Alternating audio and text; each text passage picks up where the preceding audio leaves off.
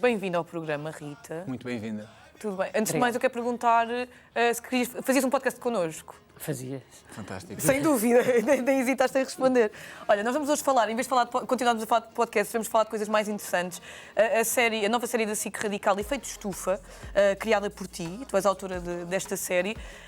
Autora com a Maria Mendes. Com a Maria Mendes, que não está aqui, mas estás a representar as duas.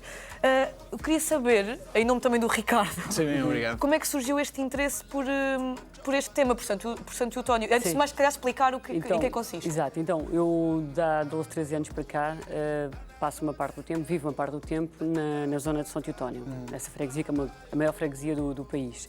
E percebi-me das mudanças que aconteceram nestes últimos 12, 13 anos, que sobretudo nos últimos 4, 5 foram gigantes. Foram uma série de mudanças que ocorreram em simultâneo, porque houve uma expansão da produção de estufas, aliás, de frutos vermelhos, em estufas, que obrigou a trazer uma imensa mão de obra, ou seja, milhares de pessoas tiveram que vir trabalhar para aquela região. E fez com que tudo mudasse num curto espaço de tempo. Chocante.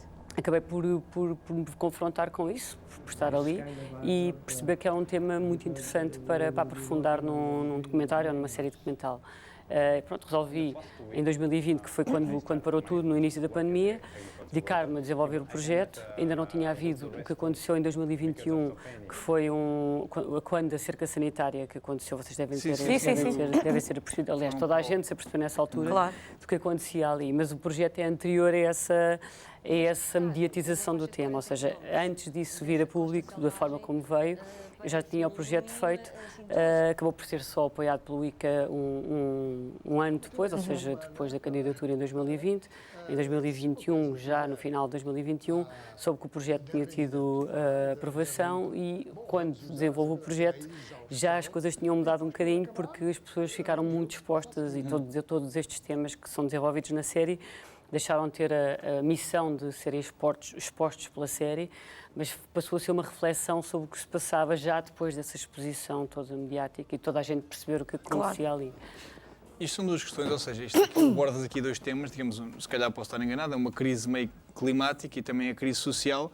Agora, como é que tu exploraste cada uma das partes? Ou seja, qual foi a tua metodologia? Porque isto não é um assunto fácil de abordar e de falar com estas pessoas e toda esta envolvência, há muitas barreiras. Sim, o que aconteceu foi que todos estes temas estão todos interligados. Ou seja, há a questão da imigração, que é desenvolvida no primeiro episódio. Depois, o segundo episódio desenvolve a agricultura, o que tipo de agricultura que se faz ali. Claro que há vários tipos de agricultura, não são só as estufas, não são só os frutos vermelhos, mas tem uma preponderância muito grande e teve um impacto muito grande nos últimos anos, porque foi a agricultura que cresceu mais rapidamente num curto espaço de tempo. Mas, pronto, para dizer então que no segundo episódio foca-se este tipo de agricultura e como é que isto aconteceu ali. No terceiro episódio há uma questão que muito poucas pessoas sabem, quer dizer, lá sabem, mas não estamos a falar de um país inteiro, que é um conflito que existe entre o Parque Natural, que é o Parque Natural do Sudoeste Alentejano e da Costa Vicentina, e o perímetro de rega do Mira, ou seja, são dois perímetros, que foram, primeiro, o perímetro de rega que foi criado no fim dos anos 60 e depois, posteriormente, só nos anos 90, foi criada a figura do Parque Natural que se sobrepôs a este perímetro de rega, com legislações que estão em conflito aberto, ou seja, num caso está-se a tentar preservar a natureza e no outro continua-se a desenvolver a agricultura como ela foi pensada inicialmente, mas há 50 anos não existia este conceito de estufas, muito menos ali naquela região. Por isso, este terceiro episódio foca esse conflito e no último episódio desenvolve-se a questão da falta de água, que é uma questão que se passa ali, mas como se passa noutras regiões do país e noutras regiões do mundo. No fundo, o que se passa na série toda foca o que se passa em São Teutónio, ou de Mira, mas acaba por ser um espelho do que acontece É simbólico também? Acaba por ser o que se passa em grande parte, muitas partes do mundo, ou seja, extração de recursos, perceber-se que estamos a chegar a um limite, que já passámos esse limite e alguma coisa tem que acontecer, não é? Tem que Mesmo a haver nível decisões social, o Ricardo pegou nisso. Santo António era uma freguesia alentejana com 6 mil pessoas. De repente, cerca de 15 mil imigrantes do Sudeste Asiático instalaram-se lá. Como é que as coisas se adaptaram a tanta gente, de repente? Também conseguimos ver isso na série? Conseguimos pouco, ou seja, a série acaba por ter expõe todas estas questões, não tem a duração suficiente para aprofundar a fundo cada tema.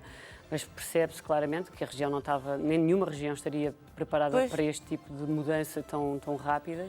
E o que aconteceu foi que acabou por haver uma explosão, não é? No sentido em que não há capacidade para alojar tanta gente, não havia oferta de habitação, não há oferta de serviços, por exemplo, dos serviços públicos de finanças, segurança social, saúde, nada disso estava preparado e houve uma espécie de, não é de colapso, mas as coisas estão a funcionar um bocadinho aquém de como poderiam estar a funcionar se as coisas andassem a par com o que está a acontecer. Ainda não estão resolvidas e, de certa forma, todas estas questões que são levantadas na série continuam por resolver. Eu tenho uma pergunta aqui. Eu também não tenho bem noção de cada dimensão daquilo, mas a parte social, que é como é que estas pessoas, ou seja, há aqui uma exploração. Como é que eu quero mesmo falar, porque isto é uma realidade que não acontece exclusivamente, se calhar aqui é uma boa amostra para vários casos, mas como é que, por exemplo, como é que são minimamente, tu se calhar viste de perto, não sei, se são minimamente garantidas as condições destes trabalhadores, como é que é a realidade destas pessoas no dia-a-dia? Bom, há tudo, não é? Há as boas práticas e há empresas que trabalham muito bem há muitos anos ali, ou seja, isto não estamos aqui a diabilizar a agricultura, nem mesmo as estufas, não são todas não são todos os maus da fita, ou seja, é claro que há bons e maus exemplos e há, claro, trabalhadores explorados ali, como há no interior do Alentejo, como há no Oeste, na apanha da Pera Rocha, ou seja, isto está-se a passar um pouco por todo lado, no país todo.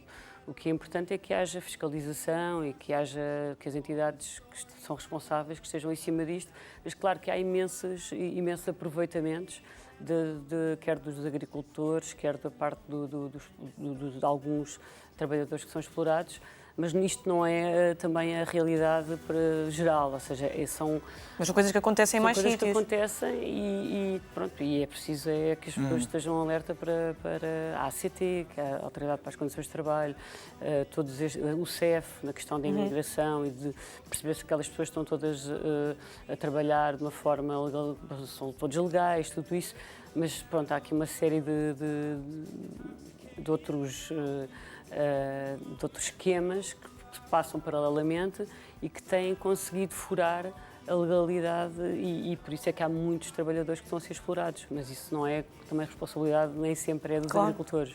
Mas a série levanta estes temas, estas questões também e também de certa forma demonstra respostas? Também tem respostas ou sugestões? Sim, quer dizer, fala-se de algumas respostas, fala-se do que se pode vir a fazer, só que está tudo em aberto, não é? Na prática, todas estas questões já foram levantadas há muitos anos. Por exemplo, no conflito do Parque Natural com o perímetro de rega. Isto é uma coisa que tem mais de 20 anos e continua por se resolver. Era fácil resolver se houvesse uma vontade política para resolver.